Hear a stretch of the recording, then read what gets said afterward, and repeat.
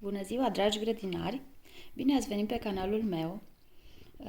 Astăzi, pentru că am văzut prima rază de soare, am fugit repede la cutia cu semințe și primele din cutie au fost tomatele, așa că m-am gândit să vă prezint și dumneavoastră ce tomate cultiv eu în grădină și ce vreau să cultiv, pentru că unele au fost comandate anul acesta, unele despre care am auzit că sunt foarte bune.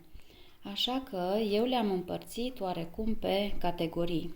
Mie îmi plac foarte mult și cele fără arac, adică cele determinate, pentru că le cultiv pe agrotextil, nu se îmbolnăvesc așa de repede și nu trebuie stropite foarte des. Bineînțeles că am avut și vedeta grădinii anul trecut, a fost Elena F1. Am folosit de 2 ani și hibrizi, pentru că am înțeles că nu sunt modificați genetic. Deci am folosit Elena, sunt mai tari, dar gustoase, Rocker la fel, tari și gustoase. Le-am folosit la bulion și am obținut foarte mult bulion din ele. Se coc grupat, adică în câteva săptămâni se coc. Și înaintea celor, de exemplu, bulgărești, care sunt foarte gustoase, într-adevăr, foarte bune, dar se coc mai târziu și au gustul acela plăcut al copilăriei noastre. Bănuiesc că de aceea suntem foarte încântați de gustul lor și pentru că sunt foarte bune, bineînțeles, dar și altele sunt foarte bune. Și acum să vedem mai departe ce am mai folosit. Roma. Sunt pline, niște roșii cu o pulpă densă și o coajă destul de tare. Rio Grande, iarăși tot așa, cu o coajă mai grosuță și o pulpă densă, bune toate. Am mai folosit Bacuni. Cruna am luat anul acesta și Perata Pruzzo, pentru că au fost foarte lăudate de grădinarii de pe internet.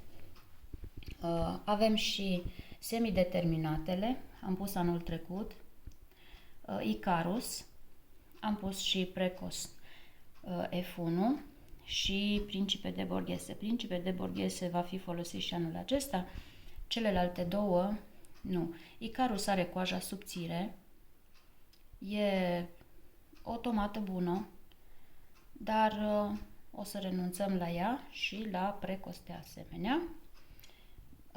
Apoi avem de unde alege semințe de la roșiile sherry. Sunt foarte bune și cele tip drops, rotunde. Cele sub formă de pară și galbene și roșii mi se par un pic cam moi, dar sunt bune. Anul acesta am cumpărat Floridity, nu am folosit până acum și m-am dat F1. Toate sunt F1, pur și simplu pentru rezistența la boli. De asemenea și prune negre. Astea sunt sub formă de prună, toate 3. Am folosit în anii trecuți Violet Jasper, pe care îl voi folosi în fiecare an. Ne place foarte mult, este dulce acrișor, mai crapă câteodată când mai greșim cu apa, dar e foarte gustos acest soi. Celelalte toate pe care le vedeți le-am folosit, sunt bune, unele sunt mai acrișoare, altele țucăr traube este mai dulce. Extra Early nu mi se pare că se coace chiar mai devreme decât celelalte și unele dintre celelalte se coc de vreme, bune, gustoase, mai crapă. Cele negre, tot așa rotunde, crapă și sunt gustoase, dar nu o să mai pun din astea, nu sunt pe gustul nostru. Bineînțeles că avem și portocalii, Nicoviotis și Ivan Cupala. Anul acesta o să folosesc doar Nicoviotis, Ivan Cupala nu mai folosesc. Tot așa, fiecare cu gustul lui. Bineînțeles, sungela folosesc. Yellow Tiger ne place foarte mult. Este tot așa densă, dulce acrișoară și foarte gustoasă.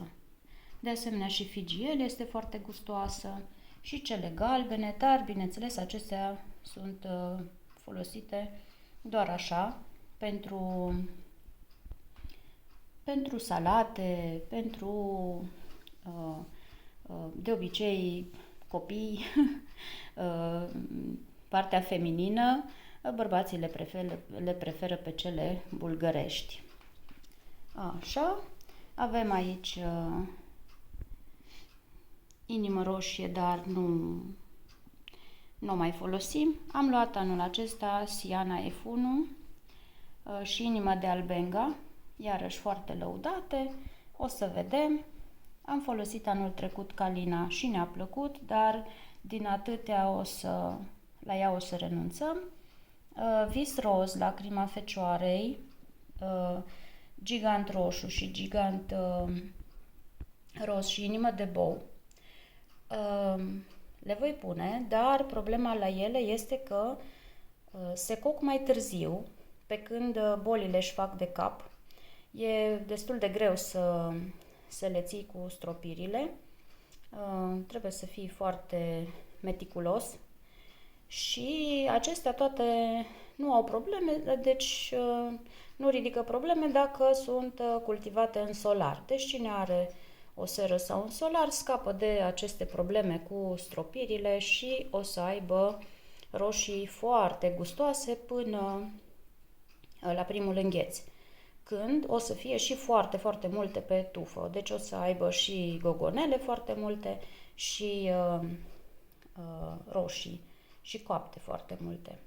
Nouă ne plac și acestea portocalii sau cu striații. Sunt folosite la salate, în principal, și la sandvișuri. Sunt foarte, foarte gustoase. Nouă ne plac foarte mult.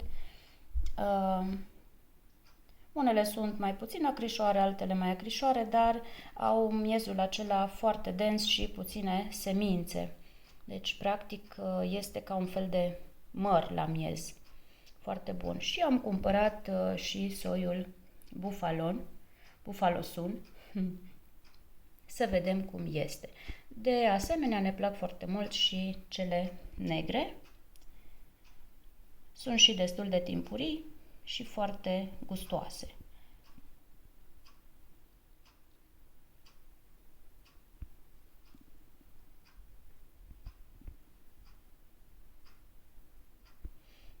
Sper să aveți spor la grădinărit, să aveți fructe gustoase, fructe cu puține boli și să nu aveți foarte, foarte mult de muncit pentru o recoltă foarte frumoasă și bogată. Să sperăm că vremea ne va lăsa și ne va ajuta.